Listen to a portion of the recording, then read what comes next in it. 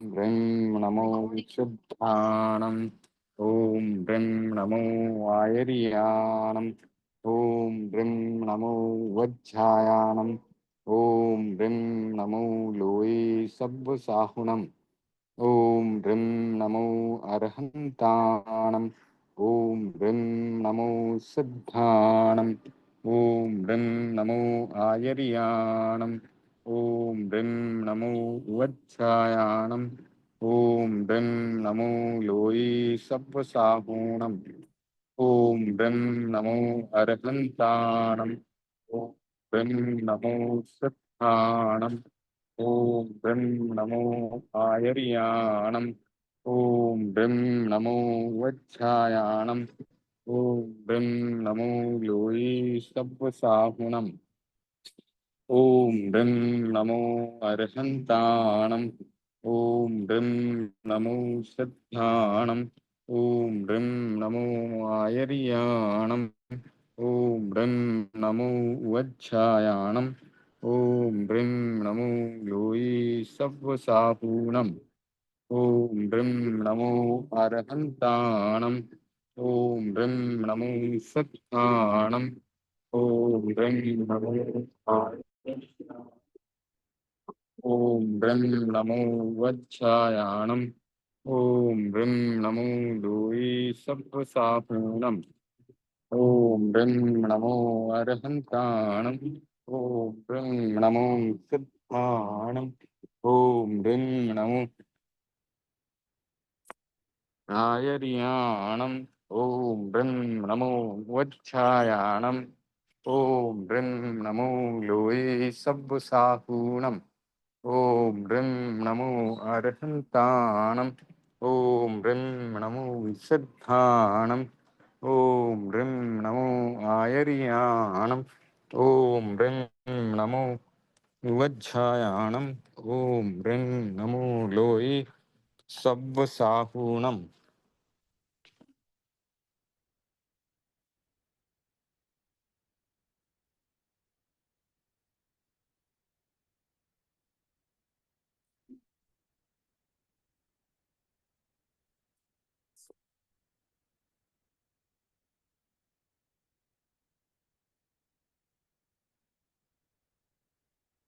ॐ ब्रीं नमो अर्हन्ताणम् ॐ ब्रीं नमो ब्रीं नमो आयर्याणम् ॐ ब्रीं नमो ॐ ब्रीं नमो लोये सब्बसाहुणम् ॐ ब्रीं रोहितास जी आवाज क्लियर है? जय जिनेंद्र। जय जिनेंद्र सर। हेलो जय जिनेंद्र। हाँ सर, जय जिनेंद्र सर। हाँ सर आवाज क्लियर है? हाँ सर, क्लियर है sir. Okay. Om ब्रीं NaMo अर्हन्ताणं thank you. ओम ब्रीं नमो सिद्धाणं ओम ब्रीं नमो आयर्याणं ओम ब्रीं नमो वज्झायाणं ओम ब्रीं नमो लोये सब्बसाहुणम् ऐसो पंच नमुक्कारो सब्ब पाप पणासनो मंगलाणं च सब्बे सिंह पढ़मं हवै मंगलम पढ़मं हवै मंगलम। जाप के प्रयोग के बाद कायत्सर्ग और प्रेक्षा ध्यान का प्रयोग करेंगे। मैं चित्त शुद्धि के लिए प्रयोग कर रहा हूँ। मैं चित्त शुद्धि के लिए प्रेक्षा का प्रयोग कर रहा हूँ।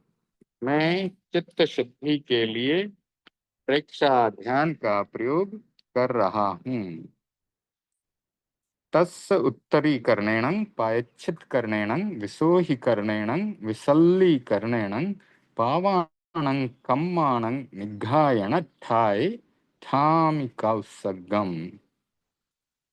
सबसे पहले आसन का चुनाव करेंगे। जिस किसी आसन में सुखपूर्वक बैठ सकें, पद्मासन, अर्ध पद्मासन, सुखासन, वज्रासन या आराम से कुर्सी पर बैठें और रीढ़ की हड्डी तथा गर्दन सीधी रहे। आंखें कोमलता से बंद। हाथ की मुद्रा ज्ञान मुद्रा या वीतराग मुद्रा। ज्ञान मुद्रा में अंगूठे को तर्जनी अंगुली से लगाएं, बाकी अंगुलियां सीधी रहें और उनको घुटनों पर रखें। वीतराग मुद्रा में लेफ्ट हैंड की हथेली पर राइट हैंड की हथेली रखकर उसे गोद में रखें। अब शरीर को ढीला छोड़ें और अपने चित्त को शरीर के एक एक अंग पर ले जाएंगे, वहां के स्पंदनों का अनुभव करेंगे और उन्हें शिथिल होने का सुझाव देंगे। दाहिने पैर के अंगूठे से शुरू करेंगे, वहां पर अपने ध्यान को लगाएं, वहां के स्पंदनों का अनुभव करें। वहां पर कोशिकाएं हैं, रक्तवाहिनी नलिकाएं हैं, स्नायु संस्थान की नलिकाएं हैं, उन सबको देखें और शिथिल होने का सुझाव दें। मेरा दाहिने पैर का अंगूठा शिथिल हो रहा है। दाहिने पैर की अंगुलियां, पंजा, एड़ी, तलुआ, टखना सब शिथिल हो रहे हैं, शिथिल हो गए हैं। दाहिने पैर का घुटने तक का भाग शिथिल हो रहा है, शिथिल हो रहा है, शिथिल हो गया है। दाहिने पैर की जांग और कमर तक का भाग शिथिल हो रहा है, शिथिल हो गया है। दाहिना पैर पूरा शिथिल हो गया है, शिथिल हो गया है। अब अपना ध्यान बाएं पैर के अंगूठे पर लगाएं, शिथिल होने का सुझाव दें। बाएं पैर का अंगूठा शिथिल हो रहा है, शिथिल हो रहा है, शिथिल हो गया है। बाएं पैर की अंगुलियां, पंजा, तलुआ, एड़ी, टखना सब शिथिल हो रहे हैं, सब शिथिल हो गए हैं। बाएं पैर की पिंडली और घुटने तक के भाग पर ध्यान लगाएं। बाएं पैर का घुटने तक का भाग शिथिल हो रहा है, शिथिल हो रहा है, शिथिल हो गया है।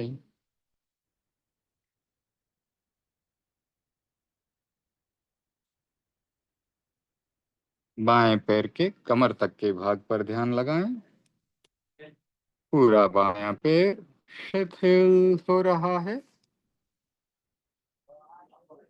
शिथिल हो रहा है, शिथिल हो गया है। अब अपना ध्यान कमर से ऊपर और नाभि के बीच में, नाभि नाभि के नीचे के भाग पर लगाएं। वो है स्वास्थ्य केंद्र है। स्वास्थ्य केंद्र के भीतर यकृत, प्लीहा, छोटी आंत, बड़ी आंत, एड्रिनलिन ग्लैंड्स, गोनाड्स, पूरा पाचन तंत्र शिथिल हो रहा है, शिथिल हो रहा है, शिथिल हो गया है। नाभि के ऊपर के भाग पर ध्यान लगाएं।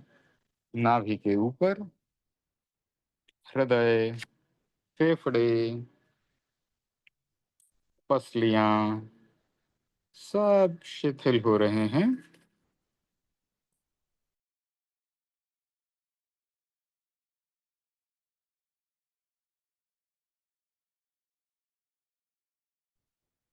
सब शिथिल का भाग पूरा शिथिल हो रहा है, शिथिल हो गया है, एकदम शिथिल हो गया है। अब पीछे के भाग पर, पृष्ठ भाग पर ध्यान लगाएंगे। पृष्ठ भाग में रीढ़ की हड्डी के अंत में शक्ति केंद्र है। शक्ति केंद्र का पूरा भाग शिथिल हो रहा है, शिथिल हो रहा है, शिथिल हो गया है। अब पूरी रीढ़ की हड्डी के भाग पर ध्यान लगाएं, उससे जुड़ा हुआ स्नायु संस्थान और पीठ का पूरा भाग शिथिल हो रहा है, शिथिल हो रहा है, शिथिल हो गया है। पूरी पीठ जो है कंधे तक शिथिल हो रही है, शिथिल हो रही है, शिथिल हो गई है। अब अपना ध्यान गर्दन के भाग पर लगाएंगे। गर्दन का भाग जिसमें स्वर यंत्र है, श्वास नलिका, भोजन नलिका, थायराइड ग्लैंड्स, पैराथायराइड ग्लैंड्स सब शिथिल हो रहे हैं, शिथिल हो गए हैं। गर्दन के ऊपर के भाग पर ध्यान लगाएं। ठुड्डी, दोनों गाल, दोनों होठ, जीभ, तालू, दंत पंक्ति, जीभ पर ब्रह्म केंद्र है, ये सब शिथिल हो रहे हैं, शिथिल हो गए हैं। जीभ के ऊपर नासिका का भाग, जहाँ अग्रभाग पर प्राण केंद्र है, दोनों नथुने, पूरी नासिका, दोनों कान, अप्रभात केंद्र, दोनों आंखें, चक्षुष केंद्र, आंखों के बीच, भ्रुकुटी के बीच दर्शन केंद्र, पूरा ललाट का भाग, ललाट के बीचों बीच ज्योति केंद्र, ये सब शिथिल हो रहे हैं, शिथिल हो गए हैं। अब ललाट के ऊपर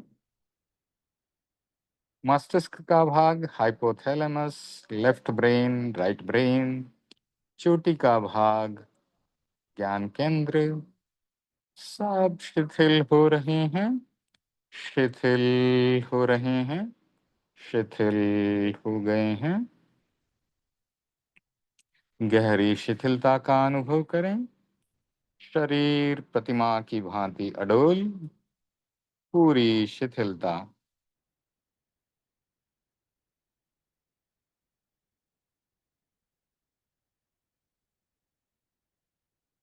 कायोत्सर्ग में शरीर की प्रेक्षा करते करते आत्मा तक पहुंचने का प्रयास। शरीर बड़ा है, आंखों से दिखाई देता है, आत्मा सूक्ष्म है, बहुत छोटी है, इसीलिए वो चर्म चक्षुओं से नहीं दिखाई देती, उसका अनुभव किया जाता है और कोई अतीन्द्रिय ज्ञानी उसे साक्षात जान सकता है, देख सकता है। इसलिए शरीर को देखते देखते शरीर व्यापी आत्मा को देखने का प्रयास हम करते हैं। अनुभव करें, शरीर भिन्न है, आत्मा भिन्न है, आत्मा भिन्न, शरीर भिन्न, दोनों की भिन्नता का अनुभव करें। कायोत्सर्ग में औदारिक शरीर जो कि स्थूल है उसे देखा जाता है, भीतर हो रहे स्पंदनों का अनुभव किया जाता है। तेजस शरीर के सूक्ष्म अनुभवों का, स्पंदनों का अनुभव करते हैं, सूक्ष्म कंपनों का अनुभव करते हैं। फिर धीरे धीरे कर्म शरीर के स्पंदनों और कंपनों का अनुभव करने का प्रयास किया जाता है और फिर धीरे धीरे उससे भी सूक्ष्म आत्मा को अनुभव किया जाता है। आत्मा भिन्न, शरीर भिन्न। अब हम अंतर यात्रा का प्रयोग करेंगे।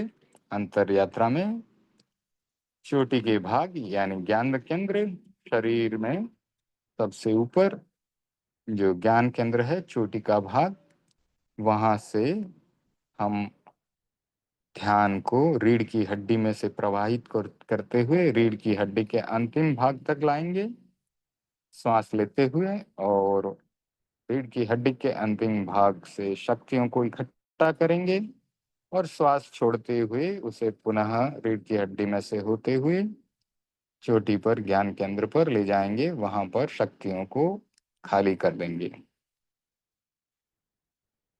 तो एक बार फिर से प्रयास करेंगे। श्वास भरते हुए अपने ध्यान को ज्ञान केंद्र से नीचे ले जाएंगे और शक्ति केंद्र पर शक्तियों को इकट्ठा करेंगे। श्वास छोड़ते हुए शक्तियों को ऊपर ले जाएंगे और ज्ञान केंद्र पर छोड़ देंगे। फिर से एक बार जैसे कुएं में खाली बाल्टी डालते हैं, श्वास लेते हुए ज्ञान केंद्र से नीचे उतरें रीढ़ की हड्डी में से होते हुए और अंतिम भाग पर शक्ति केंद्र पर शक्तियों को इकट्ठा करें और वहां से श्वास छोड़ते हुए धीरे धीरे भरी हुई बाल्टी को ऊपर लाएं और उसे चोटी के भाग पर खाली कर दें। फिर से श्वास भरते हुए खाली बाल्टी को रीढ़ की हड्डी में से होते हुए नीचे ले जाएंगे और रीढ़ की हड्डी के अंतिम भाग पर शक्तियों को इकट्ठा करें। शक्ति केंद्र से शक्तियों को इकट्ठा कर खाली बाल्टी को श्वास छोड़ते हुए ऊपर ले जाएं और ज्ञान केंद्र पर छोड़ दें, खाली कर दें शक्तियों को।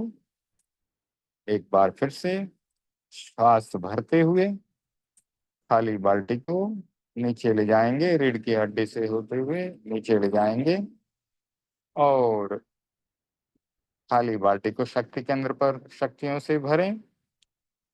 श्वास छोड़ते हुए उसे ऊपर ले जाएंगे और ज्ञान केंद्र पर शक्तियों को खाली कर दें।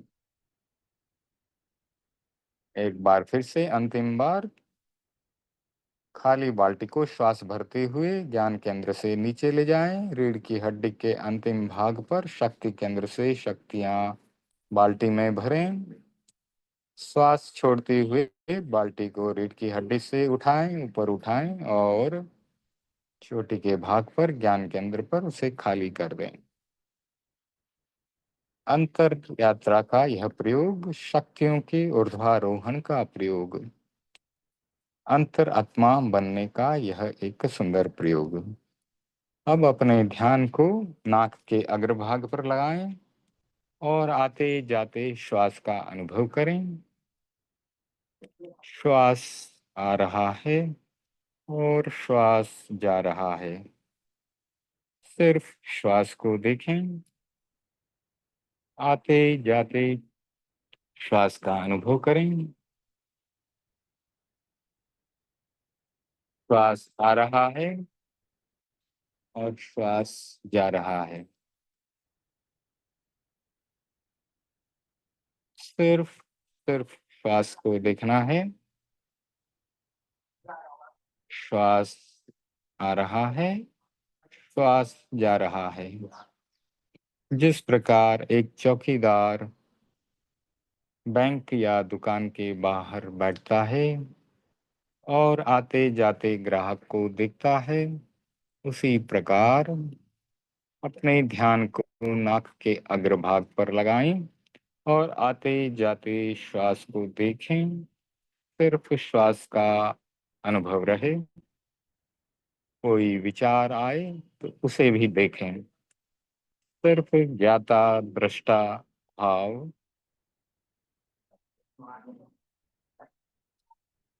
ज्ञान से जानना है और दृष्टा भाव से देखना है। सिर्फ आते जाते श्वास को देखने का अनुभव करना है। श्वास आ रहा है, श्वास जा रहा है।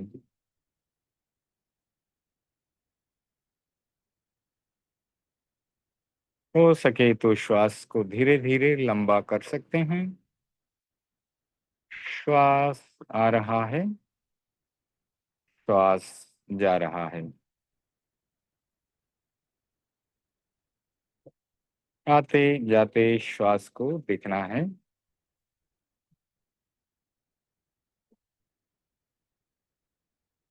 श्वास आ रहा है, श्वास जा रहा है।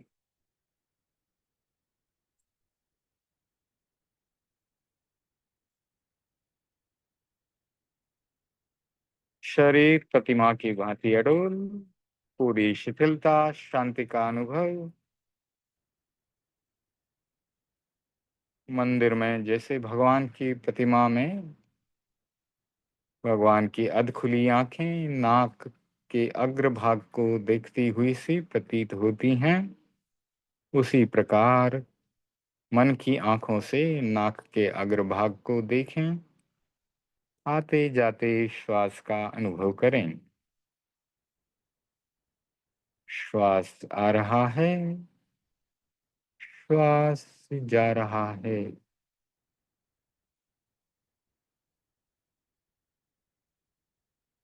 श्वास एक न्यूट्रल निष्पक्ष आलंबन है। जब तक शरीर है तब तक श्वास है, जब तक हम जी रहे हैं तब तक श्वास है। यह हर समय हमारे साथ है, इसलिए एक बहुत अच्छा आलंबन है। तनाव को मिटाने के लिए, पीड़ा या दर्द को दूर करने के लिए, कंसंट्रेट करने के लिए, फोकस करने के लिए बहुत ही अच्छा आलंबन है। श्वास पर ध्यान लगा लें। सारे आवेग, आवेश, गुस्सा, क्रोध सब समाप्त हो जाते हैं।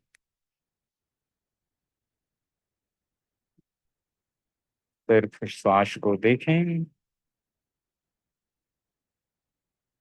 श्वास आ रहा है, श्वास जा रहा है।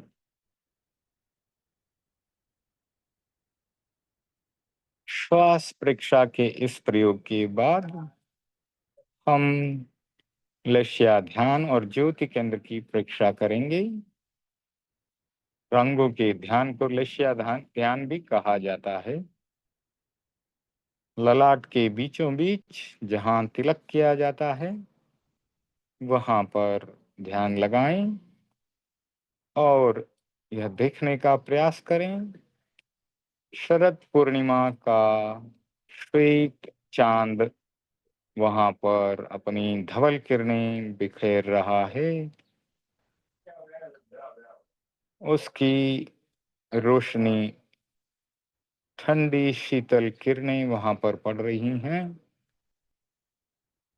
शरद पूर्णिमा का बड़ा चांद, उसे देखने का प्रयास करें। उसकी श्वेत धवल किरणें वहां पर पड़ रही हैं, हमारे चारों तरफ फैल रही हैं। हमारे जीवन में शांति, निर्मलता, सरलता, समता और सहिष्णुता का विकास कर रही हैं। गहरी शांति का अनुभव। श्वास के साथ भी श्वेत रंग की किरणें भीतर जा रही हैं और श्वास के साथ बाहर आ रही हैं।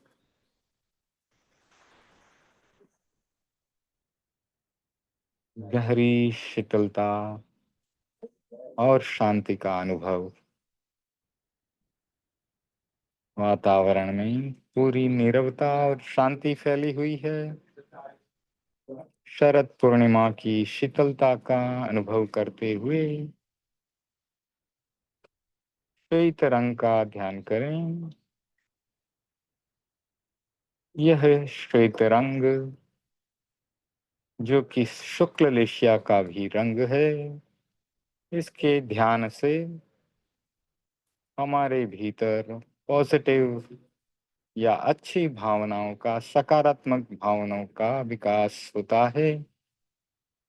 शुक्ल लेशिया का विकास हो सकता है। इसलिए श्वेत रंग का ध्यान करते हैं। ललाट के बीचों बीच श्वेत रंग का ध्यान है। शरद पूर्णिमा के चांद का अनुभव करें। शरद पूर्णिमा का चांद और उसकी धवल शीतल किरणें हमारे ललाट पर पड़ रही हैं, चारों तरफ फैल रही हैं। हमारे जीवन में शांति, सरलता, समता, सहिष्णुता, निर्मलता का विकास कर रही हैं।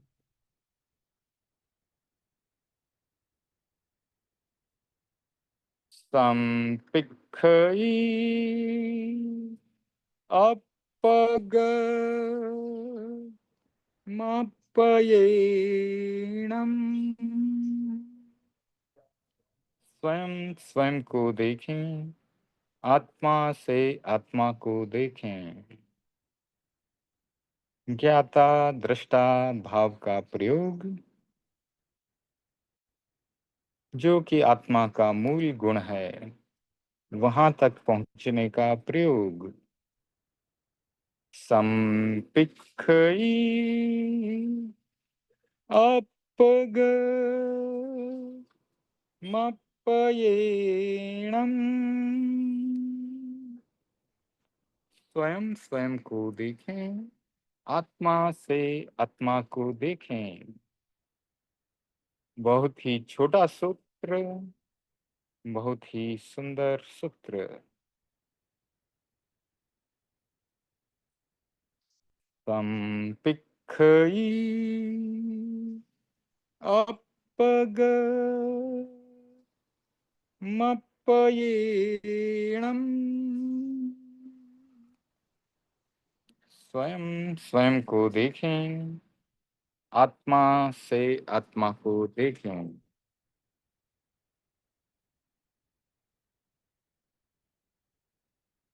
आहम सुविज्जा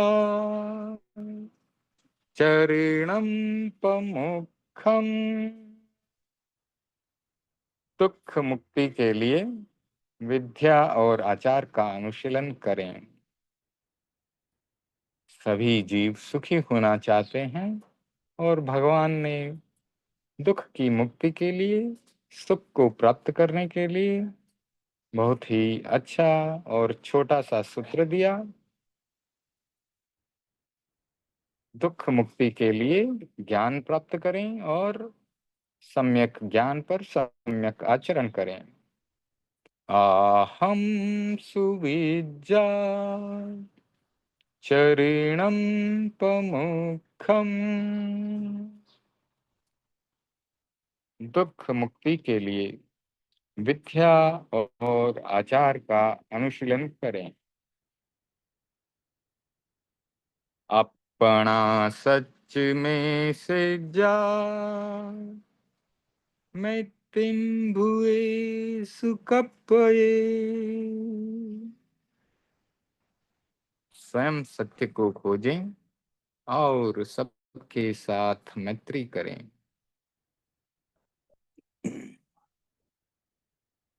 अपना सच में से जा मैं तिन भुए सुकपये। स्वयं सत्य को खोजें और सबके साथ मैत्री करें।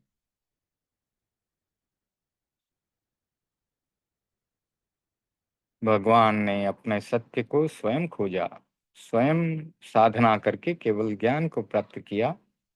हमें भी स्वयं सत्य को खोजना है और सबके साथ, सभी जीवों के साथ मैत्री की भावना रखनी है।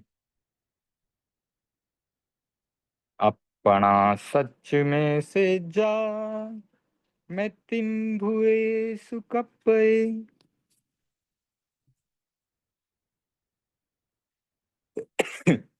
स्वयं सत्य को खोजें और सबके साथ मैत्री करें। एगो में सासव अप्पा नाण दंसन संजुआ।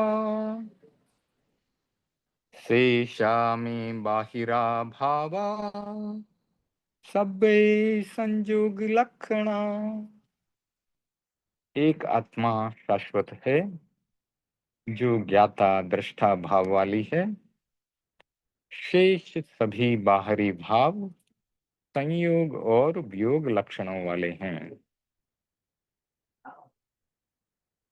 एगो में सासो अप्पा, नान दंसन संजुआ, शेषा में बाहिरा भावा, सब्बे संयोग लक्षणा। एक मेरी आत्मा शाश्वत है, जो ज्ञान और दृष्टा ज्ञाता दृष्टा भाव वाली है। शेष सभी बाहरी भाव संयोग और वियोग लक्षणों वाले हैं। एगो में सासो अप्पा, नान दन सन संजुआ, शेषा में बाहिरा भावा, सब्बे संयोग लक्षणा। एक मेरी आत्मा शाश्वत है, जो ज्ञाता दृष्टा भाव वाली है। बाकी सब बाहरी भाव संयोग और वियोग लक्षणों वाले हैं। जिसका संयोग होता है उसका वियोग होता है।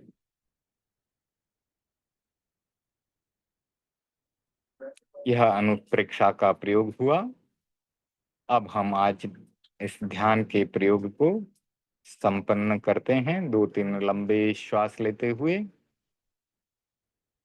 आंखें धीमे धीमे कोमलता से खोल सकते हैं।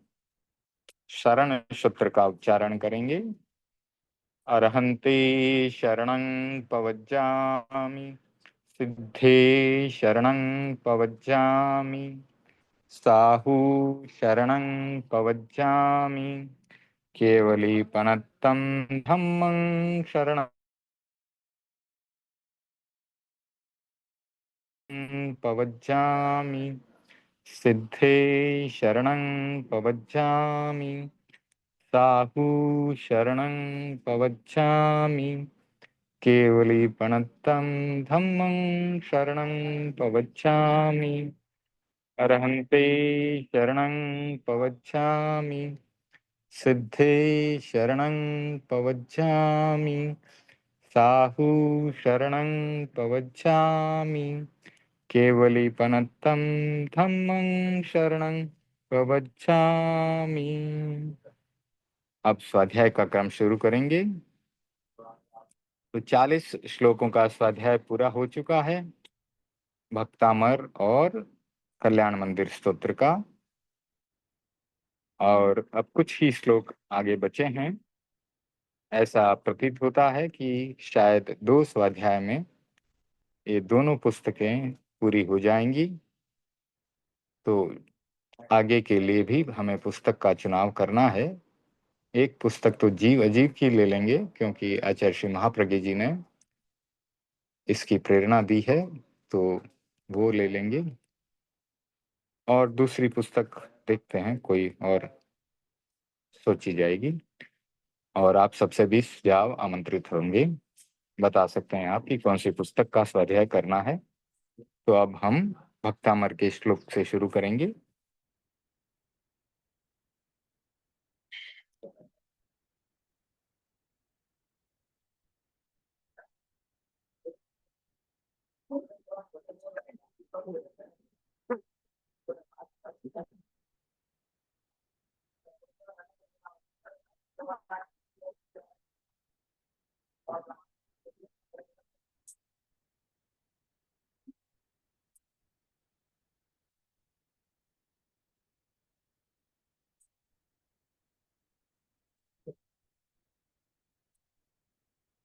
भक्तामर का 41वां श्लोक। उद्भूत भीषण जलोदर भार भुग्ना, सोच्याम दशाम उपगताश्च्युत जीविताशा, त्वत्पाद पंकज रजो मृत दिक्त देहा, मर्त्या भवन्ति मकर ध्वज तुल्य रूपा। पिछले स्वाध्याय में थोड़ा इस पर डिस्कशन किया था कि बहुत ही चमत्कारी मंत्र है। बड़ी बड़ी रोगों में भी इससे लाभ प्राप्त किया जा सकता है। कैंसर जैसी दुस्साध्य बीमारी में भी इससे जीवों को शांति मिलती है। जो कोई कैंसर से पीड़ित है तो हो सकता है कि वो ठीक भी हो जाए। इस श्लोक का ऐसा चमत्कारी प्रभाव है। अब इसका विस्तार से वर्णन जैसा आचार्य श्री महाप्रज्ञ जी ने बताया है वैसा करते हैं।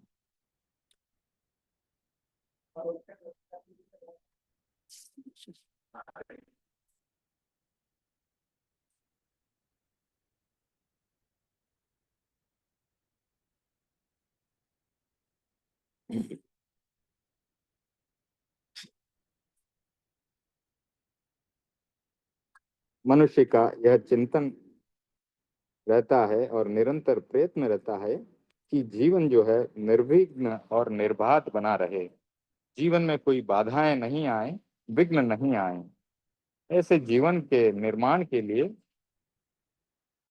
अनेकों उपाय खोजे जाते हैं और आगम साहित्य में बताया गया है कि जब भी कोई जीव जन्म लेता है तब वह पहले समय में आहार ग्रहण करता है और सर्वबंध होता है।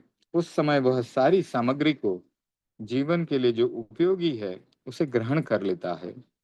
तो भावी जीवन के लिए जो भी आवश्यकताएं होती है वह पहले समय में ग्रहण कर लेता है। और ज्योतिष शास्त्र का यह मत है कि जिस समय प्राणी जन्म लेता है उस समय वह सौर मंडल के विकिरण और रश्मियों को भी ग्रहण कर लेता है। उसी के आधार पर जन्म कुंडली बनाई जाती है और उसका जीवन का क्रम भी उसी के आधार पर चलता है। जो ग्रहण किया है उसमें कुछ ऐसा भी होता है जो बाधा कारक हो सकता है और ऐसा भी हो सकता है जो लाभदायक हो सकता है। तो जब जो ग्रहण किया है और बाधा देने वाला है तो उसका निवारण कैसे किया जाए, इस बारे में बहुत चिंतन चला। इस संदर्भ में कई उपाय उपाय खोजे गए। इसमें एक उपाय है भक्ति अथवा मंत्र का प्रयोग। भक्ति से चेतना शक्तिशाली बनती है, मंत्रों के जाप से भी चेतना शक्तिशाली बनती है, विघ्न और बाधाओं का निवारण होता है। तो यह प्रस्तुत मंत्र जो है बहुत इसका प्रयोग हो चुका है। कुछ व्यक्तियों ने इसके ऊपर पीएचडी तक की स्टडी की है और हॉस्पिटलों में, अस्पतालों में जहाँ की रोगियों को असाध्य घोषित कर दिया जाता है वहां पर इन मंत्रों का प्रयोग किया जाता है। हमारे घर में भी भक्तामर का हम प्रयास करते हैं कि रोज एक बार हम उसे सुने। भक्तामर को, पूरे भक्तामर को सुनने मात्र से हमारा सुबह का जो है वातावरण बहुत ही शुद्ध बन जाता है। ऐसा बताया जाता है कि भक्ति और मंत्रों के जाप से अगर घर का वास्तुविक सही नहीं हो तो वह भी शुद्ध हो जाता है, पॉजिटिव एनर्जी हमें प्राप्त होती है। इस कारण से हमें भक्तामर आदि मंत्रों का जाप करना चाहिए।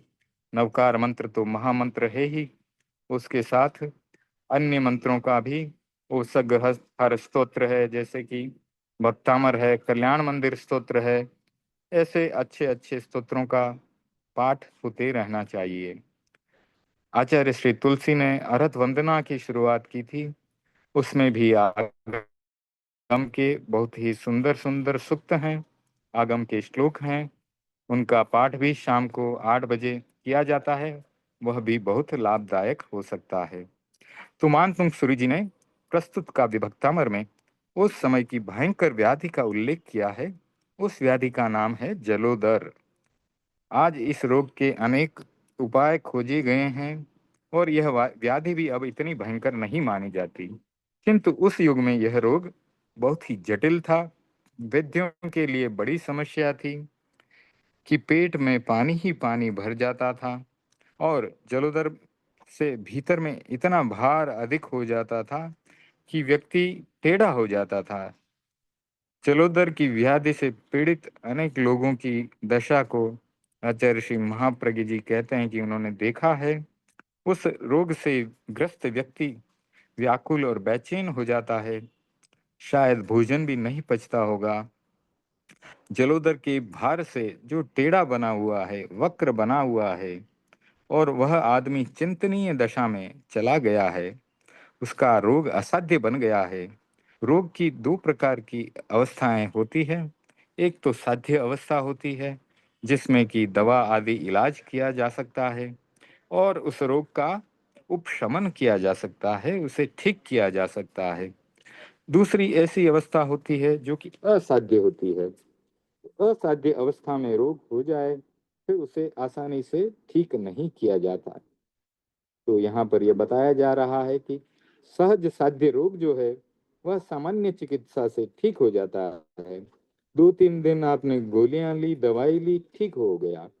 असाध्य वह है जिस पर बहुत ही कठिनाई से नियंत्रण या कंट्रोल किया जाए।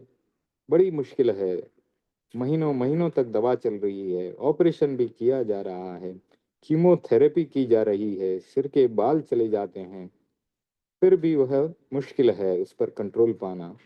तो कभी उस पर कंट्रोल पाया जा सकता है, कभी नहीं पाया जा सकता है। तो कैंसर की व्याधि ऐसा ही एक उदाहरण है जो ला इलाज बनी हुई है, उसका कोई इलाज नहीं है। प्राथमिक भूमिका पर उसकी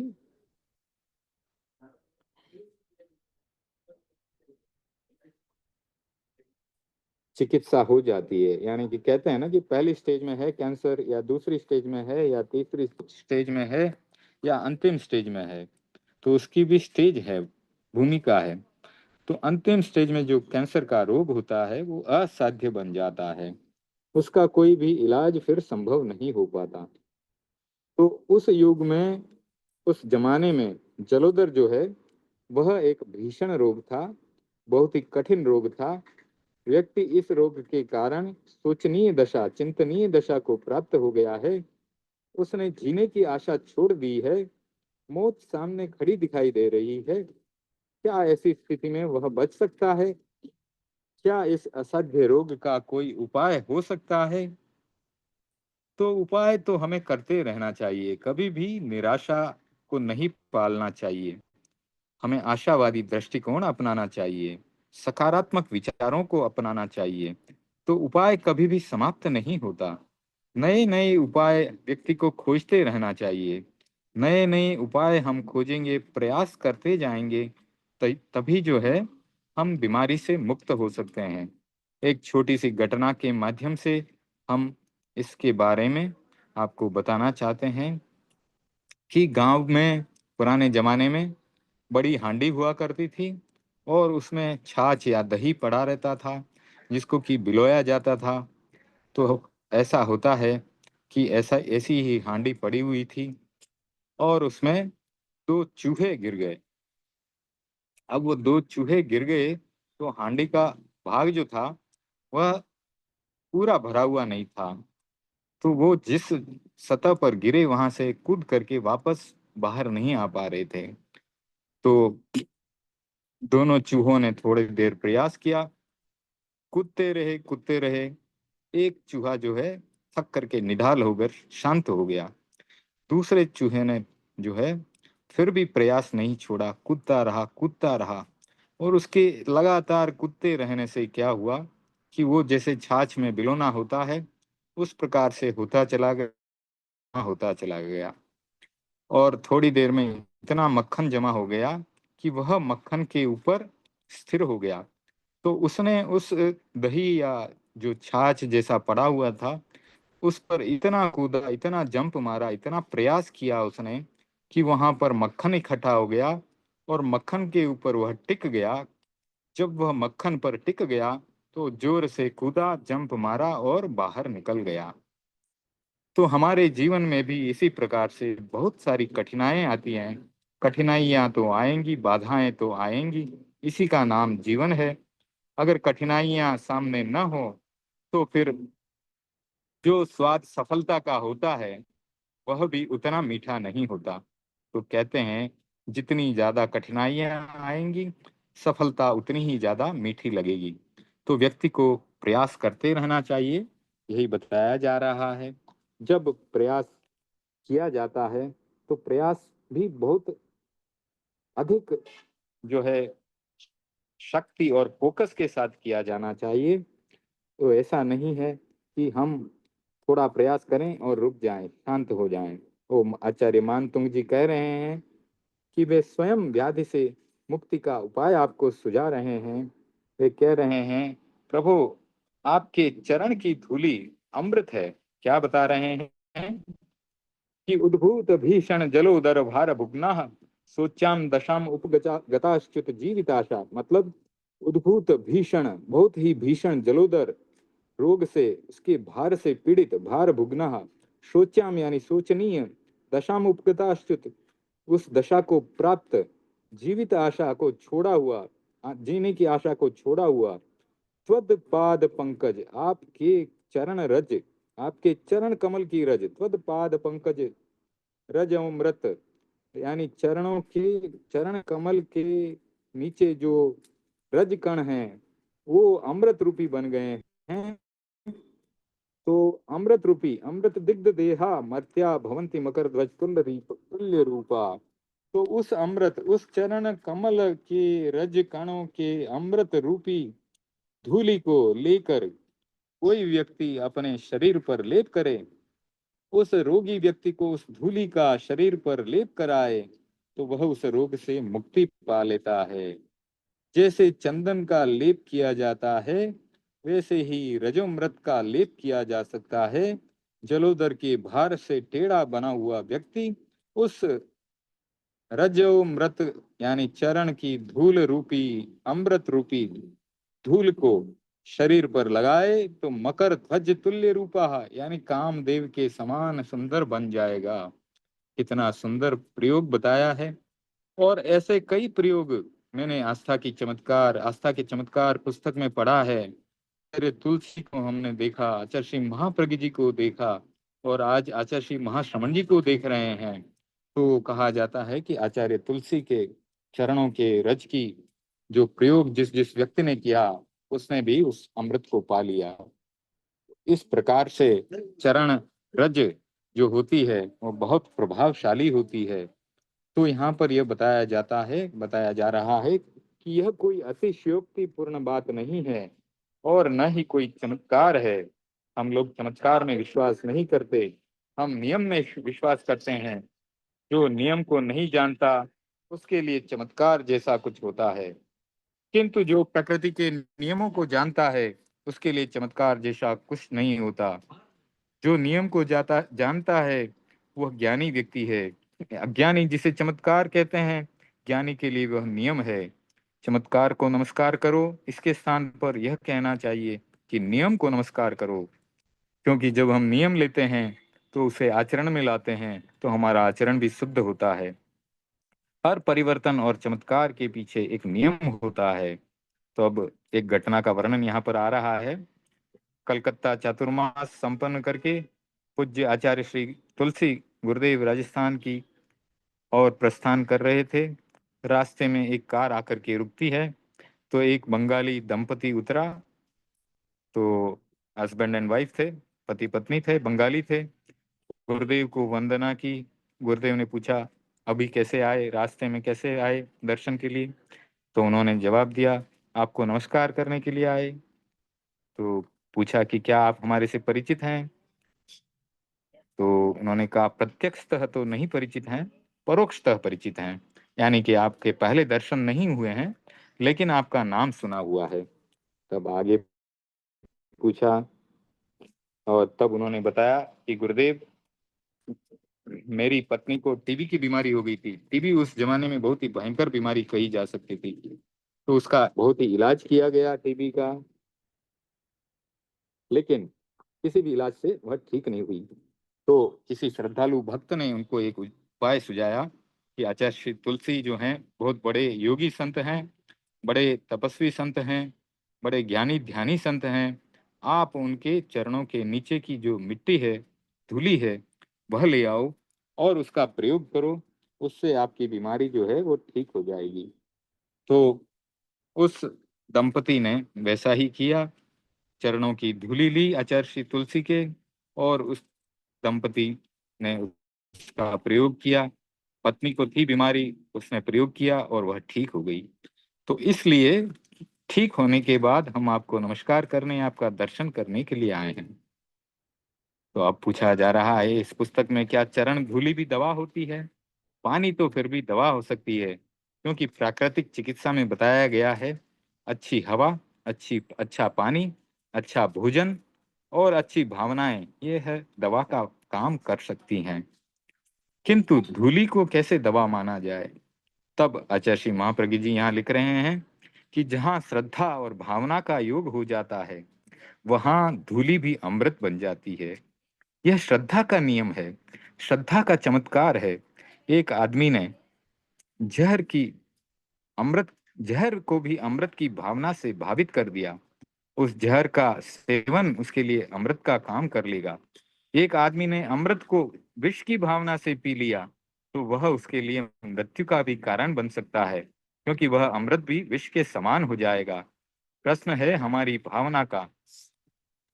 हमारी भावना किससे जुड़ी हुई है?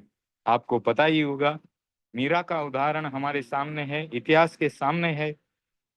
मीरा महलों में रहती थी और वो कृष्ण की भक्ति में इतनी लीन हो जाती थी कि किसी भी दूसरे काम पर ध्यान नहीं देती थी। कोई घरेलू काम पर भी ध्यान नहीं देती और भी किसी दूसरे काम पर, सामाजिक काम पर ध्यान नहीं देती थी। वह भक्ति के चरमोत्कर्ष पर थी। इससे परेशान होकर राणा जी ने उसके लिए जहर का प्याला भेज दिया।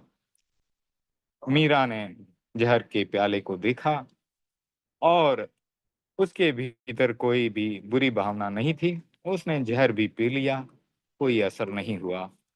वो भक्ति की भावना में इतनी डूबी हुई थी कि जहर भी उसके लिए अमृत बन गया। ऐसी ऐसी कई बातें, कई घटनाएं हमारे सामने आती हैं कि जिसमें किसी व्यक्ति ने कुछ गलत चीज खा ली लेकिन उसके भीतर उसके जहर का कोई असर नहीं हुआ, क्योंकि उसकी भावनाएं सकारात्मक थी।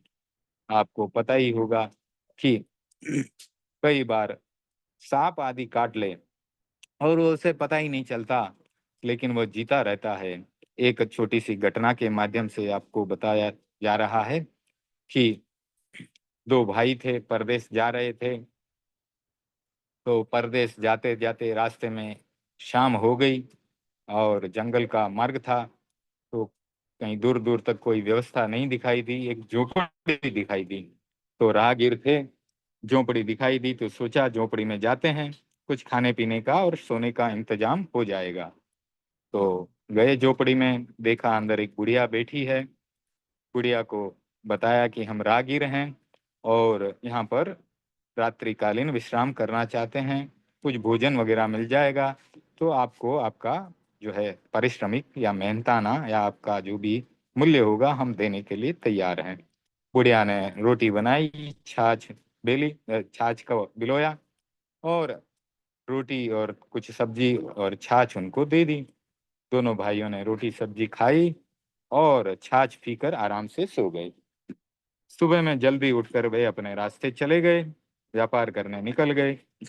और इधर बुढ़िया ने देखा सुबह उठने के बाद कि जो छाछ की बिलोने की हांडी थी उसके भीतर तो सांप मरा पड़ा है। रात्रि के अंधेरे में देखा नहीं, उसी में छाछ बिलो ली और वो दोनों भाई छाछ पी करके और आगे चले गए।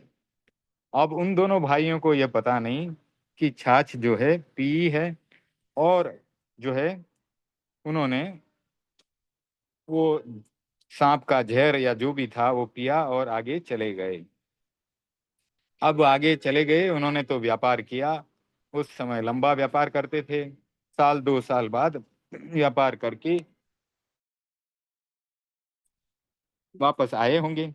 वापस आते थे तो वापस वही रास्ता उन्होंने चुना और संयोग की बात कि वहीं पर शाम ढल गई और उन्होंने आसपास खोजा तो वही बुढ़िया की झोपड़ी उन्हें वापस दिखाई दी।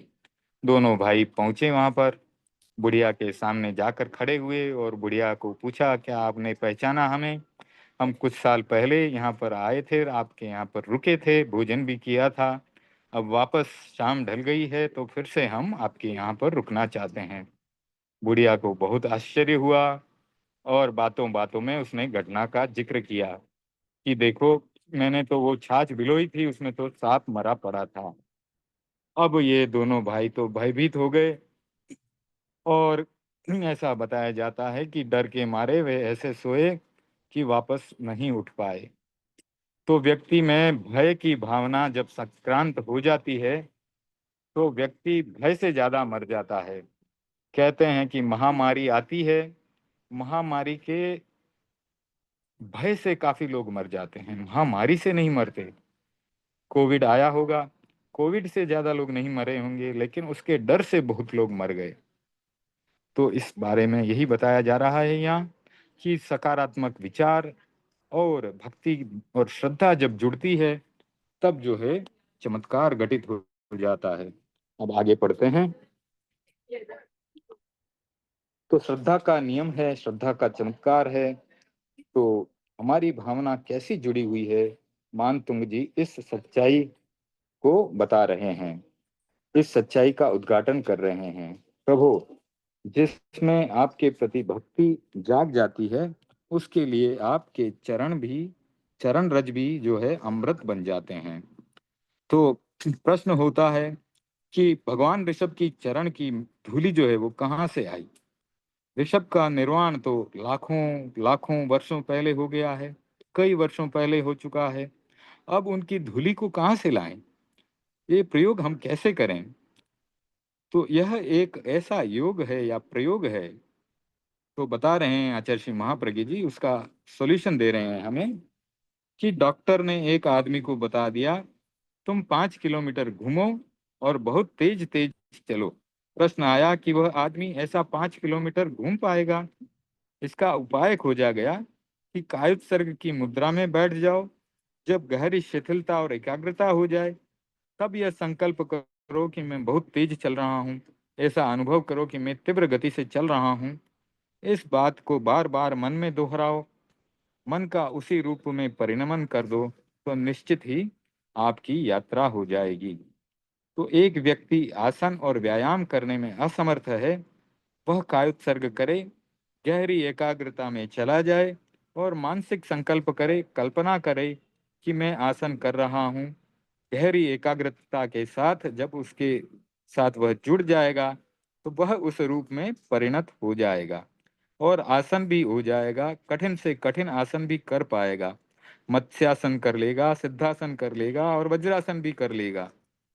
तो यह ऐसा प्रयोग है जो श्रद्धा का प्रयोग है। शारीरिक क्रिया होती है वह एक क्रिया है, और मानसिक होती है वह एक क्रिया है, और भावनात्मक क्रिया होती है। मानसिक और भावनात्मक क्रिया जब जुड़ जाती है, तो वही कार्य में परिणत हो जाती है, उससे शारीरिक क्रिया निष्पन्न हो जाती है। लेकिन उसके लिए ये जरूरी है कि जिस प्रकार की निष्पत्ति को हम चाहते हैं, उस प्रकार की भावना को सिद्ध किया जाए। तो प्रेक्षा ध्यान के संदर्भ में आचार्य श्री महाप्रज्ञ जी कह रहे हैं कि उन्होंने ऐसे ऐसे प्रयोग कराए जो कि प्रयोग बहुत ही सफल रहे। तिब्बत की जो साधना पद्धति है, वहां पे भी शिष्यों की कसौटी की जाती है। किस प्रकार से की जाती है वह बताते हैं आपको। जो भी व्यक्ति शिष्य बनना चाहता है, उसके ऊपर यह कसौटी की जाती है, क्योंकि तिब्बत जो है वो हिमालय के पास में है, तो बहुत ही ठंडा प्रदेश है और वहां पर बहुत ही बर्फ गिरती है। तो इतना ठंडा है कि वह भावी शिष्य को सबसे पहले कह देते हैं कि बर्फ पर बैठ जाओ। दूसरा निर्देश दिया जाता है कि अपने कपड़े उतार दो। तीसरा निर्देश यह दिया जाता है कि अब शरीर में से पसीना निकालो। तो जो बौद्ध साधु बनना चाहता है, तिब्बत में साधना करना चाहता है, उसे ये 3 निर्देश दिए जाते हैं। पहला, बर्फ पर बैठ जाओ। दूसरा, कपड़े खोल दो। और तीसरा, अब शरीर से पसीना निकाल करके बताओ। अब भला इस ठंड में और खुले कपड़े कोई कैसे पसीना निकालेगा। अगर वह शिष्य उसमें सफल हो जाता है, तब उसे साधक बनाया जाता है। यदि उसे पसीना पसीना नहीं आता है, तो फिर उसे शिष्य नहीं बनाया जाता। अब सर्दी का मौसम, बर्फ की शिला के ऊपर बैठा हुआ है, वह भी बिना वस्त्रों के कैसे पसीना आएगा। यह आता है भावना के प्रयोग से। उस व्यक्ति ने ग्रीष्म ऋतु की भावना की, ताप का अनुभव किया, 1 घंटे तक इसी भावना को किया और अनुभूति में लीन हो गया। परिणाम यह आया कि शरीर से पसीना चूने लगा। एक और उदाहरण मेरे को याद आ रहा है। अकबर बिरबल का जमाना था। एक व्यक्ति गरीब था, उस समय अकबर ऐसी ऐसी घोषणाएं कर दिया करता था। अकबर और बीरबल के संवाद चलते रहते थे, और अकबर अपने घमंड में ऐसी ऐसी घोषणाएं कर दिया करते थे कि वह संभव नहीं हुआ करता था।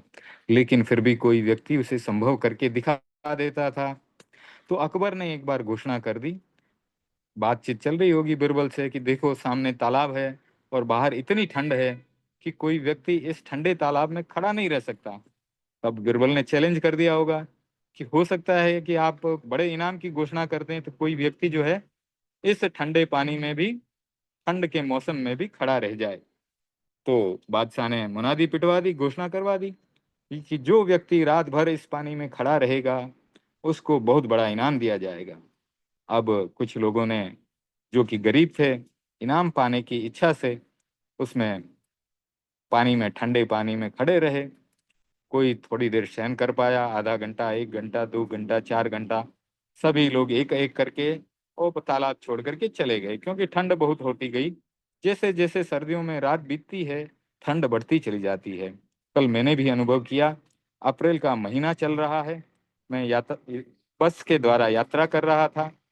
तो रात्रि के समय में 10-11 बजने के बाद, इस गर्मी के मौसम में भी खिड़की खुली नहीं रख सकते, ऐसी ठंड थी।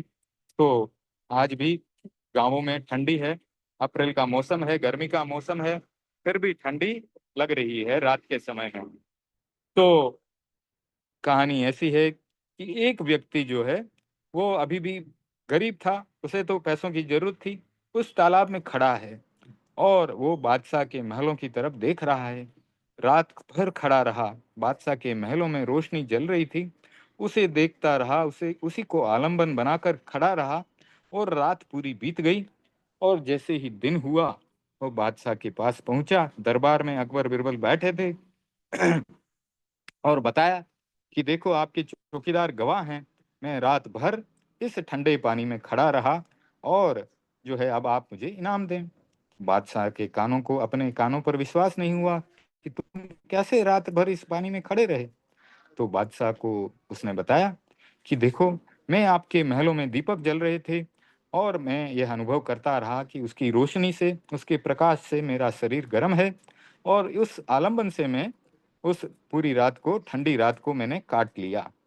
अब बादशाह ने कहा कि तुमने तो मेरे महलों का उपयोग किया, मेरे महलों के दीपकों की गर्मी से तुम खड़े रहे, इस आलंबन के कारण अब तुम्हें जो है इनाम नहीं दिया जा सकता। तो अकबर को भी अच्छा नहीं लगा और उस गरीब व्यक्ति को भी अच्छा नहीं लगा। वो उस समय तो वहां से चला गया, लेकिन उसने बिरबल को जाके शिकायत की। बिरबल तो बहुत बहुत बुद्धिमान था। बिरबल ने कहा कोई बात नहीं, तुम चिंता नहीं करो, तुम्हें इनाम दिलाया जाएगा और मैं कुछ न कुछ प्रयोग करूंगा। अब बिरबल क्या करता है कि एक दिन दरबार में नहीं जाता है। वह उसी तालाब के किनारे, उसी पानी के किनारे आग जलाता है, लकड़ियां जलाता है, और ऊपर क्या करता है, एक डंडे पर हांडी रखता है, उसमें चावल डालता है, पानी डालता है, दाल डालता है। नीचे आग जला रखी है, हांडी 2-4 फीट ऊपर टांग दी, और वहां पर वो खड़ा है। दरबार में नहीं गया तो बादशाह को पता चला, किसी ने शिकायत कर दी कि आज बिरबल दरबार में नहीं आया है। तो बादशाह को जैसे ही शिकायत हुई, बादशाह ने कहा उसकी खोज करो, कहाँ है बिरबल, और कोई कारणवश रुका है तो ठीक है, कारण नहीं है तो उसको सजा दी जाएगी। अब लोग ढूंढते हुए पहुंचे उस तालाब के किनारे, देखा तालाब के किनारे खड़ा है, विचित्र दृश्य है, भीड़ इकट्ठी है, और वो आग जला रखी है और हांडी को ऊपर टांग रखा है 3-4 फीट ऊपर, और खड़ा है वहां पे, इंतजार कर रहा है। बादशाह को जैसे ही पता चला, बादशाह उठ करके वहां आया, बोला बिरबल ये क्या कर रहे हो। तो बिरबल ने जवाब दिया, बादशाह मैं खिचड़ी पका रहा हूँ, हम दोनों मिलकर के खाएंगे। अब बादशाह ने देखा ये क्या मूर्खतापूर्ण काम कर रहे हो बिरबल, इतनी ऊंची तुमने हंडी टांग रखी है, उसमें चावल दाल डाल रखा है, पानी डाल रखा है, ऐसे कैसे खिचड़ी पकेगी।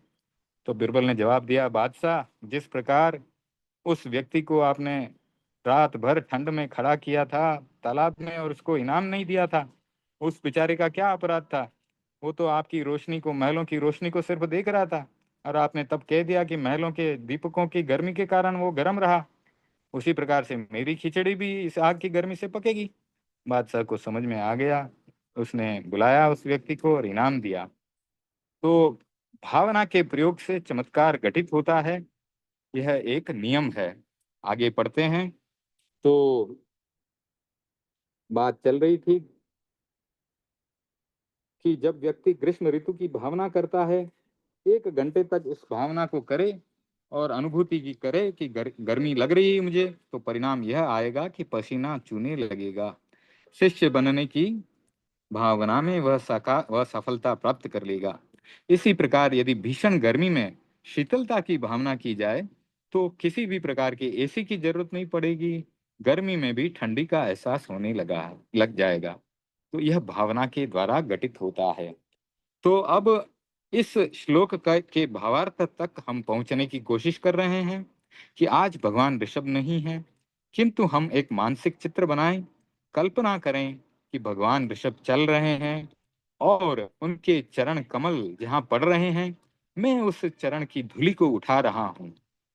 और जब उस चरण रज को मैं अपने शरीर पर लेप कर रहा हूँ, उस समय भावना करें कि मैं भगवान ऋषभ के चरण कमल की धूलि का अमृत रूप में शरीर पर लेप कर रहा हूँ।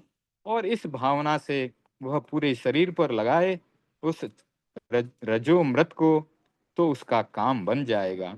बार बार इस प्रयोग को दोहराए और चिंतन में चले जाए कि भगवान ऋषभ के पैरों की धूल, वह धूल रूपी अमृत जो है मेरी बीमारी को ठीक कर रही है। और यह सोचते सोचते परिणमन घटित हो जाएगा। जैन योग में परिणमन को बहुत महत्व दिया जाता है। हम शरीर से जो करते हैं, हमारी जो भी स्थूल क्रिया होती है, और हम भावना से जो करते हैं, वह हमारी शरीर की सूक्ष्म क्रिया होती है। आपको ध्यान के अंदर बार बार प्रयोग कराया जाता है, अनुप्रेक्षा का प्रयोग कराया जाता है। हम छोटे छोटे सूत्रों को बार बार दोहराते हैं। अपने ध्यान में तो समय हमारे पास कम होता है, हम सिर्फ 3 3 बार दोहराते हैं। वह अनुप्रेक्षा का प्रयोग बहुत बड़ा प्रयोग है। उससे हमारे शरीर के भीतर सूक्ष्म क्रियाएं संपन्न होती है। शारीरिक क्रिया से भी 1000 गुना शक्तिशाली यह भावनात्मक प्रयोग होता है। अब बार बार भावना का चिंतन करते हैं, वह भावना भीतर जाकर के इतना बड़ा जो है परिणमन घटित करती है, उसी को हम चमत्कार का नाम देते हैं। तो भावना का एक प्रयोग है मानसिक चित्र का निर्माण करना। तो इस श्लोक के माध्यम से जब हम इस श्लोक का जाप करें, तो मानसिक चित्र बनाएं कि भगवान ऋषभ के चरणों की धूल का हम हमारे शरीर पर लेप कर रहे हैं और वह अमृत का काम कर रही है। अगर ऐसा हम प्रयोग करेंगे, इस प्रकार से इस उद्भूत भीषण जलोदर भार भुगना श्लोक का उच्चारण करेंगे, बार बार जाप करेंगे, तो ऐसा कोई रोग नहीं, हमारे प्रयोग में सफल हो जाएंगे। आगे पढ़ते हैं। एक अमेरिकन डॉक्टर था, ओरालिस। उसने हृदय रोग पर एक प्रयोग किया। जिनका हृदय बीमार था और जिसके धमनियां ब्लॉक हो गई थी, कहते हैं ना कि हार्ट अटैक आ जाता है, तो जब ब्लॉकेज होता है तो हार्ट अटैक आता है। तो उसको भावना के प्रयोग कराए, उसने बीमार व्यक्तियों को भावना के प्रयोग कराए। उसने 2 चित्र बनाए। एक स्वस्थ हृदय का चित्र बनाया, हेल्दी हार्ट, और एक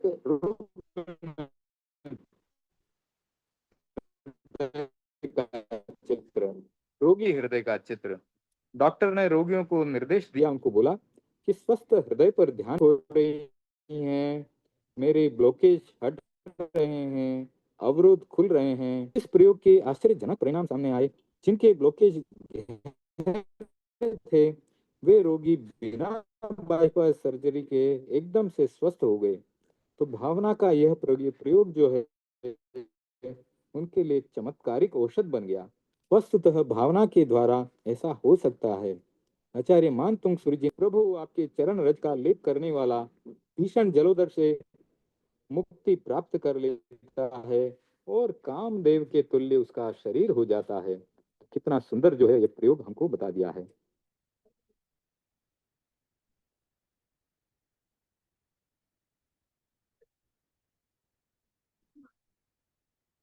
अब अगला श्लोक आ रहा है। तो भय के बहुत सारे हेतु बताए जाते हैं। भय का एक हेतु है बंधन। बंधन भी कई प्रकार के हो सकते हैं, ये एक अवरोध है। तो आचार्य मानतुंग जी कह रहे हैं कि बंधन भी कई प्रकार के हो सकते हैं।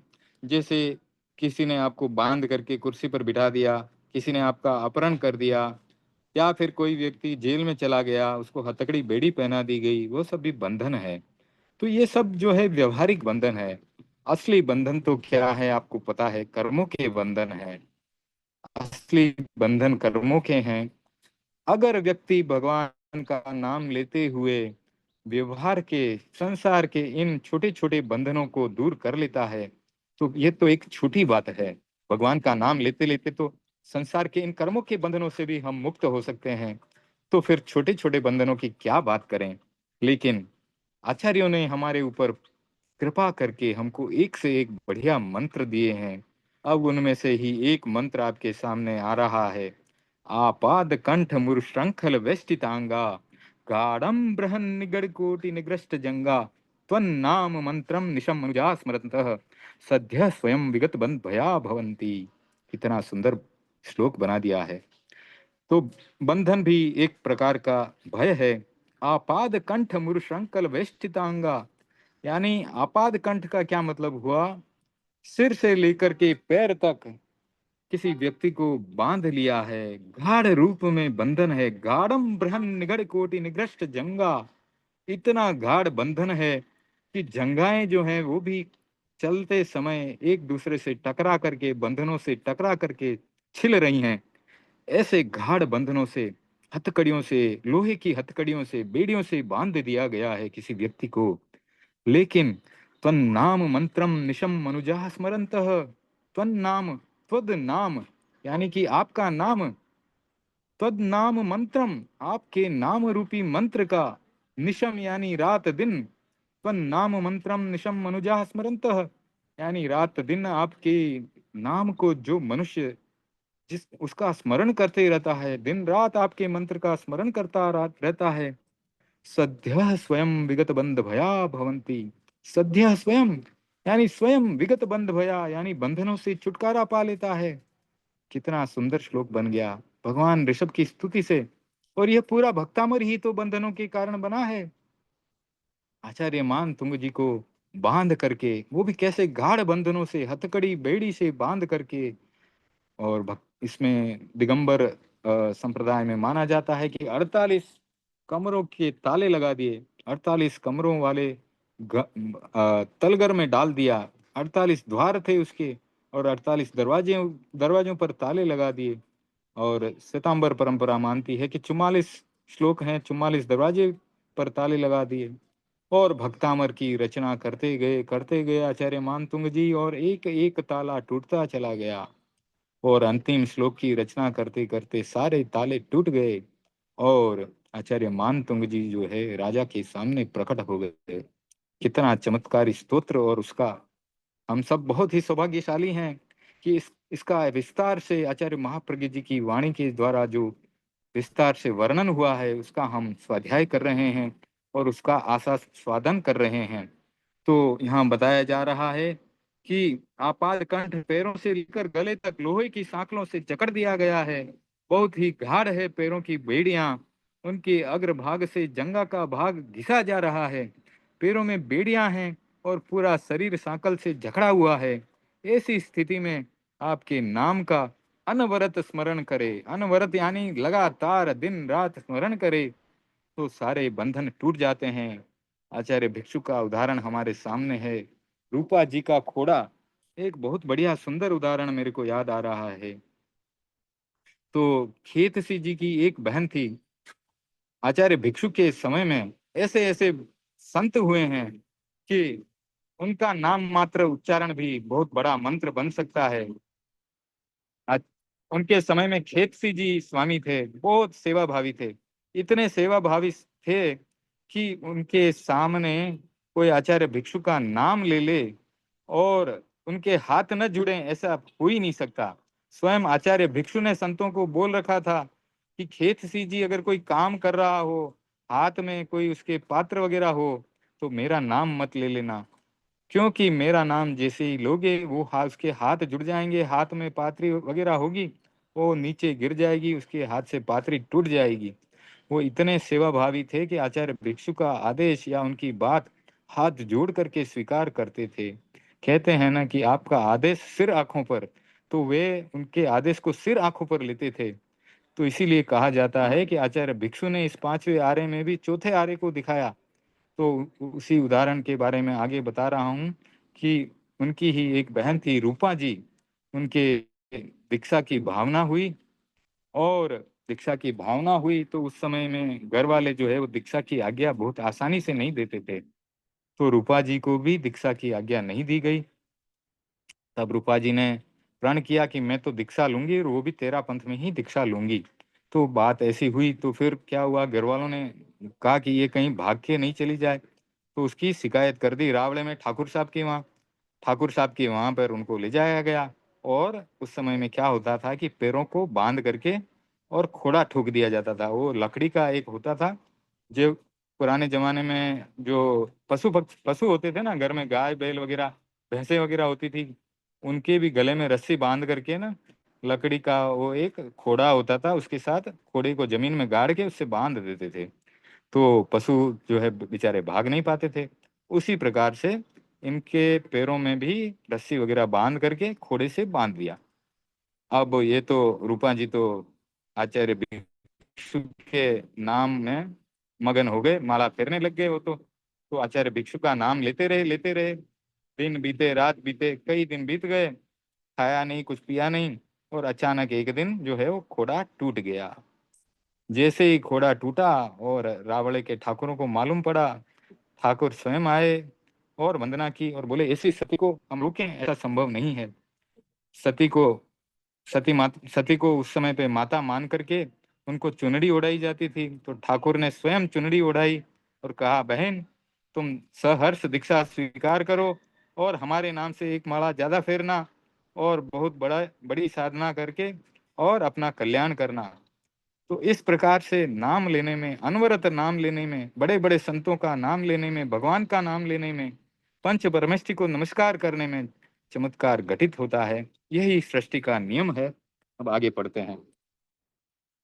तो आचार्य मानतुंग जी ने स्वयं इस श्लोक का प्रयोग किया। जब आचार्य मानतुंग जी को बांध दिया गया, जब वे उन बेड़ियों से तालों को तोड़ करके बाहर आ गए, और इस स्तोत्र की रचना में सारी बेड़ियां टूट गई, सारे ताले खुल गए। अब आगे एक और जो है घटना आ रही है। अजमेर दुर्ग का अधिष्ठाता था रणपाल। उसकी बादशाह अलाउद्दीन खिलजी से टक्कर चल रही थी। उस समय जलालुद्दीन का शासन था। अजमेर दुर्ग पर वह अधिकार करना चाहता था, किंतु उसमें सफल नहीं हो पा रहा था। वह किला अजय बना हुआ था, नियंत्रण में नहीं आ रहा था। उस किले में एक मोर रहता था। वह केवल ऊपर से एक मीर रहता था, सॉरी मोर पढ़ लिया मैंने, मीर मीर। तो वह मीर जो है वह सिर्फ ऊपर से स्वामी भक्त था। उसने रणपाल और उसके पुत्रों को धोखे से बंदी बना लिया और बादशाह जलालुद्दीन के पास पहुंचा दिया। बादशाह ने पिता और पुत्रों को जेल के सिंकचों में बंद कर दिया। रणपाल भक्तामर का परम भक्त था। वह भक्तामर के पाठ को ही नहीं, उसके अर्थ को और उसके मर्म को भी जानता था। कहते हैं कि जो धर्म के मर्म को जानता है वह अपना कल्याण स्वयं कर लेता है। तो उसने सोचा कि बंधन मुक्ति का मंत्र मेरे पास है, मुझे इसका प्रयोग करना चाहिए। तो रणपाल ने इस चिंतन को क्रियान्वित किया। उसने भक्तामर के इस 42वें श्लोक आपाद कंठ मुरुशंखल वेष्टितांगा का पाठ शुरू किया, और उसके साथ ओम ऋषभाय नमः का जाप शुरू कर दिया। जब भी एक निश्चित मात्रा में करना होता है, क्योंकि कहते हैं ना कि जब को 1.25 लाख तक करेंगे तो जप में भी कुछ शक्ति जागेगी। तो जप में एक निश्चित मात्रा का जब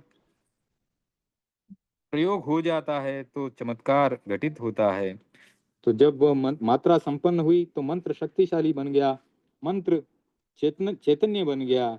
जब मंत्र की चेतना का जागरण हो जाता है और मंत्र जाग जाता है, तब वह मंत्र काम करने लग जाता है। तो मंत्र चैतन्य हुआ, तब उसकी क्रिया शुरू होती है। तो रणपाल ने भी मंत्र विधि के अनुसार जाप किया, 10,000 बार किया। जैसे ही वह जप संपन्न हुआ, मंत्र चैतन्य बना। मंत्र के चैतन्य बनते ही एक सुंदर युवती रणपाल के सामने आई। रणपाल ने पूछा, कि आप कौन हैं, मनुष्य हैं या देवी हैं? तब उसने जवाब दिया कि मैं चक्रेश्वरी देवी की सेविका हूँ। चक्रेश्वरी देवी कौन है? चक्रेश्वरी देवी भगवान ऋषभ की अधिष्ठात्री देवी है। तो उस युवती ने जवाब दिया कि मैं भगवान ऋषभ की अधिष्ठात्री देवी चक्रेश्वरी की सेविका हूँ। मुझे उन्होंने तुम्हारे बंधन तोड़ने के लिए भेजा है, तुम खड़े हो जाओ। तो रणपाल ने जवाब दिया कि मैं तो बंधा हुआ हूँ, मैं कैसे खड़ा हो जाऊं? तो उसने फिर से कहा कि तुम देखो अपने पैरों की तरफ, बंधन कहाँ है? तो रणपाल ने देखा कि पैरों की बेड़ियां टूट चुकी थी।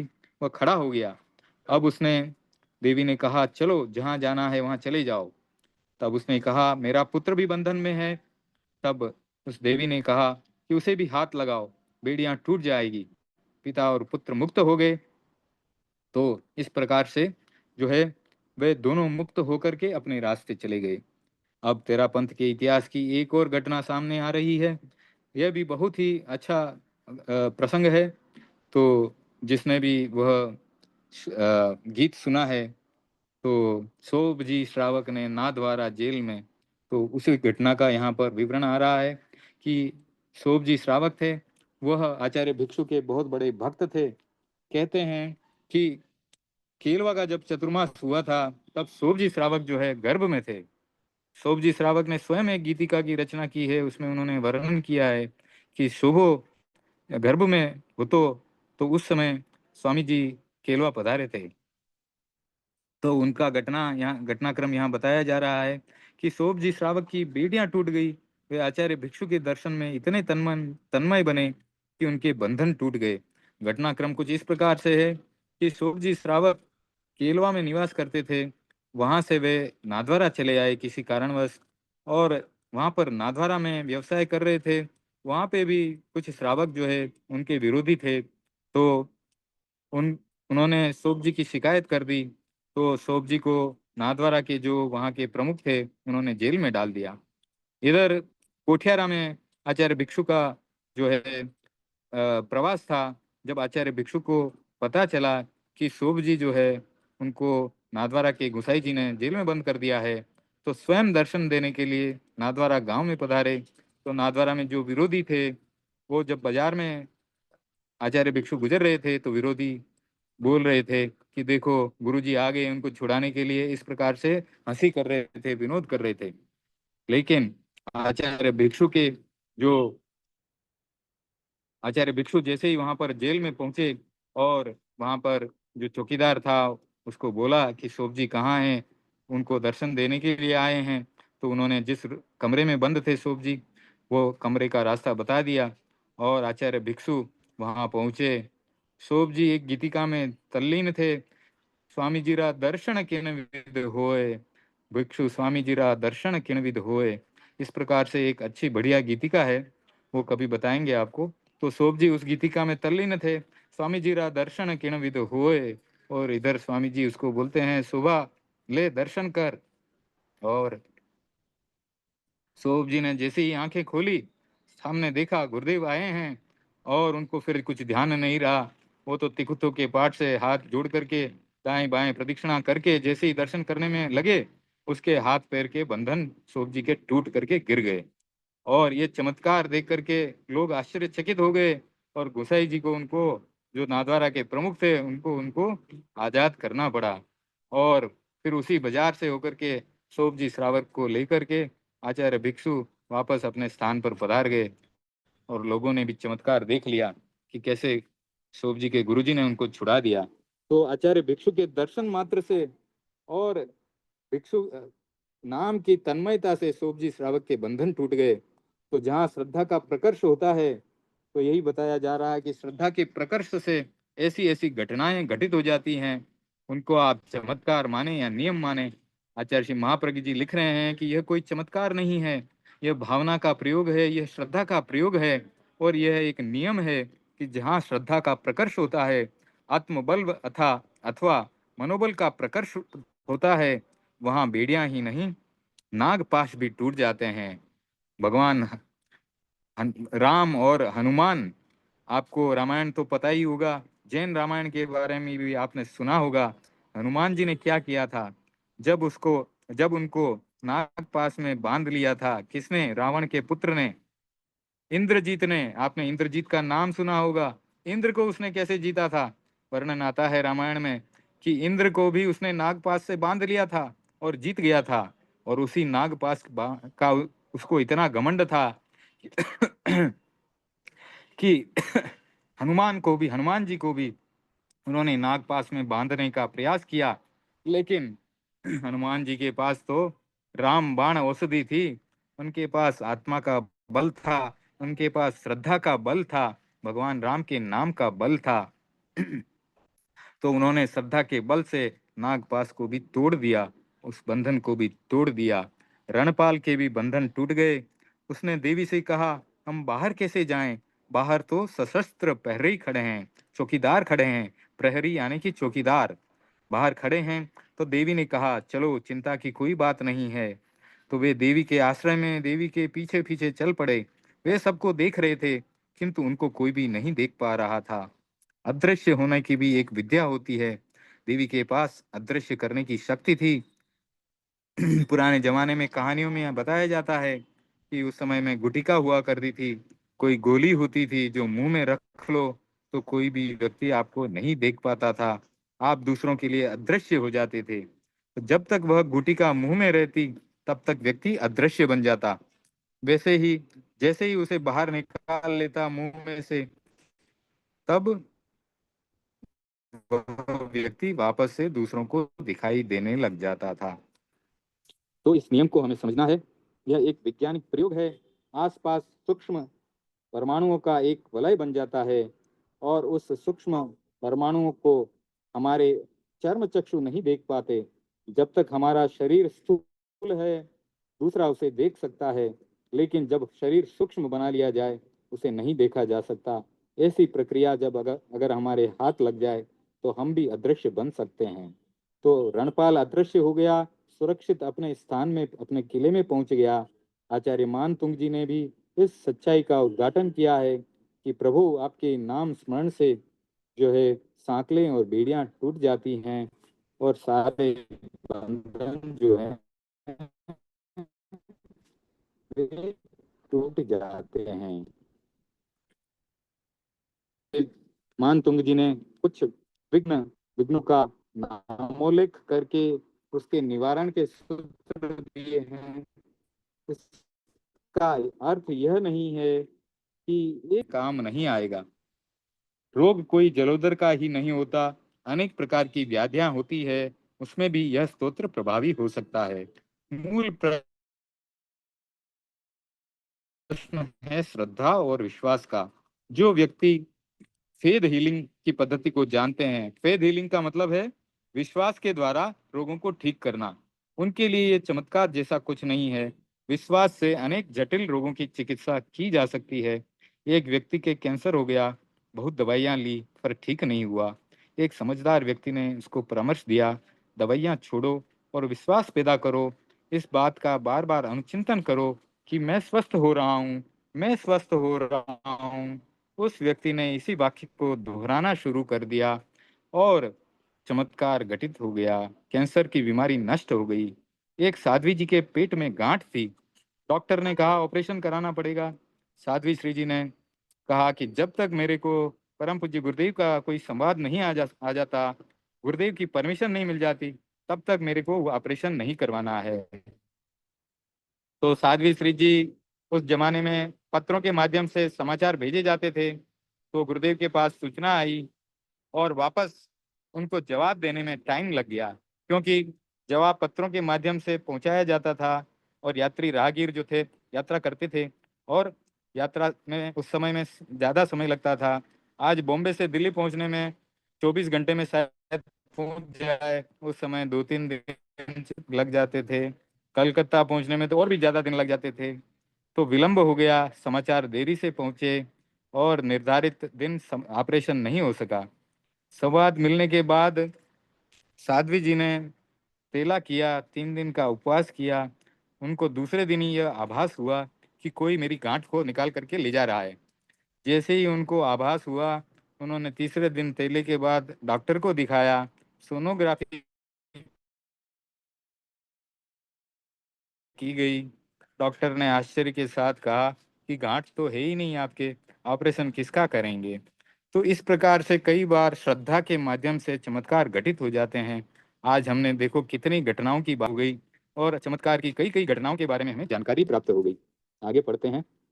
सामान्य आदमी यह कहेगा कि चमत्कार है, वस्तुतः यह चमत्कार नहीं है, अपनी आस्था, श्रद्धा, भावना और मनोबल का प्रयोग है।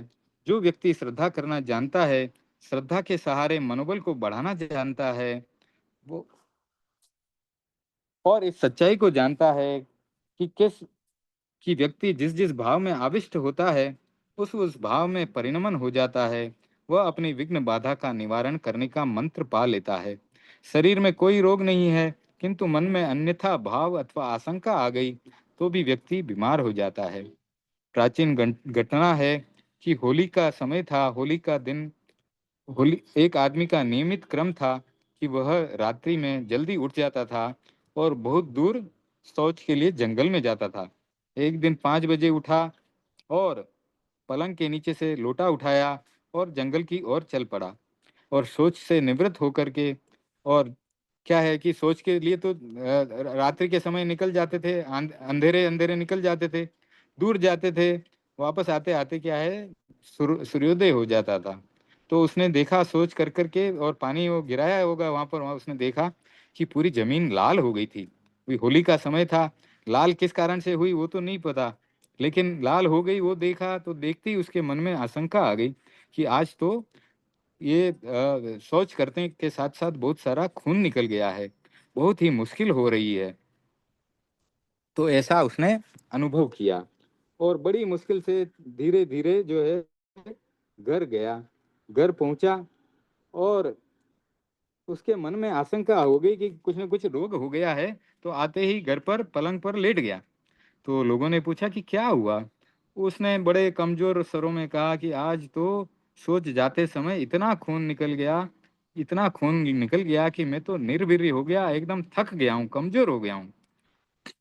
डॉक्टर डॉक्टर को दिखाया तो डॉक्टर ने कहा कि नाड़ी तो ठीक चल रही है, पल्स और ब्लड प्रेशर भी ठीक है, कोई बीमारी तो नहीं लग रही है। तो आदमी ने अपनी समस्या बताई कि मैं तो इतना कमजोर हो गया हूँ, एक भी कदम नहीं चल पा रहा हूँ, और आप कह रहे हो कि मैं ठीक हो गया हूँ। तो जिस समय यह वार्तालाप चल रहा था तो एक छोटा बच्चा आया, वो जागा, और उसने जागते ही पलंग के नीचे देखा और कहा, मेरा लोटा कहाँ चला गया, मेरा लोटा कहाँ चला गया। और जैसे ही लोगों ने वो सुना तो उस व्यक्ति ने भी सुना और बोला कि कौन सा लोटा। तब उस बच्चे ने बोला कि मैंने उस लोटे में लाल रंग घोल के रखा था होली खेलने के लिए, और वो लोटा कोई लेके चला गया।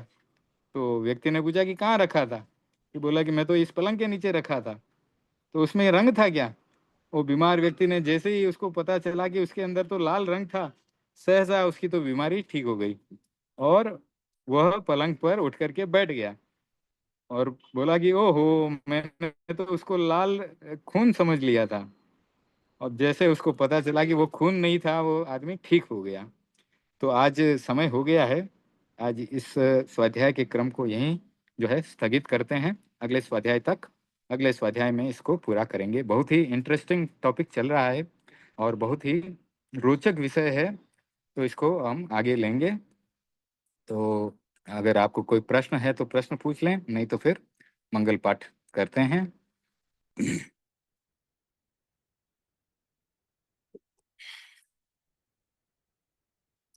तो परम पूज्य गुरुदेव की आज्ञा से सुने मंगल पाठ।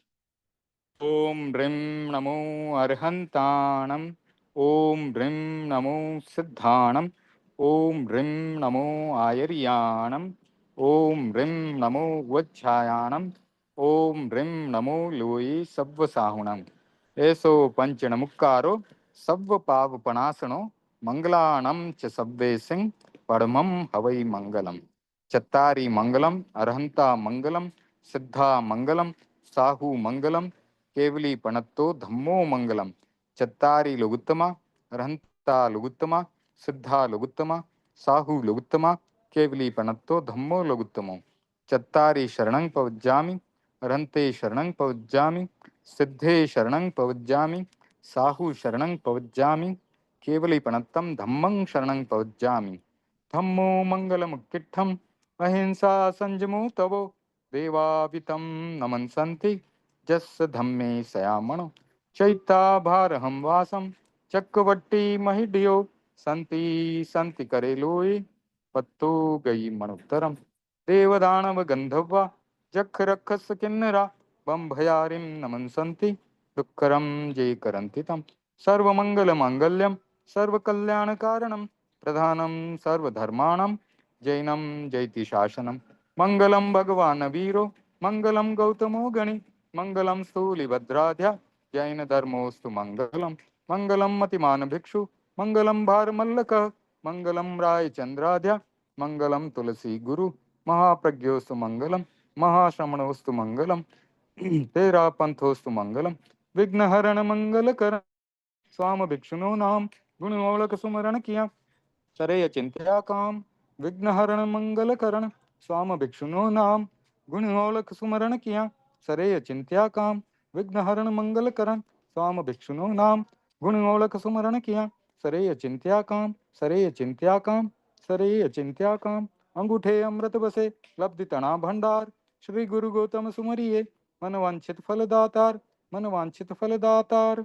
ओ सगर हम पासम पासम मंदामि कम गण मुक्कम विषहर विषनिन्नासं मंगल कल्याण आवासम विषहर फुल्लिंग मंतम कंठे धारे जी श्यामणो तस् गह रोग मारी दुष्ट जरा जंति भुसामम चिट्ठौ दूरे मंतो तुज पणामो भी बहुफलो होई नर तिरिये सुविजीवा पावंति न दुख दोहगम तुह सम्मत्ते लब्धे चिंतामणि कप पाय बब्बहिये पावंति अभिज्ञेणम जीवा आयुरामरम ठाणम यह संथुओ महायश भक्ति भर निभरेण हियण ता देव दिज बोहिं भवे भवे पास जणचंद भवे भवे पास जणचंद।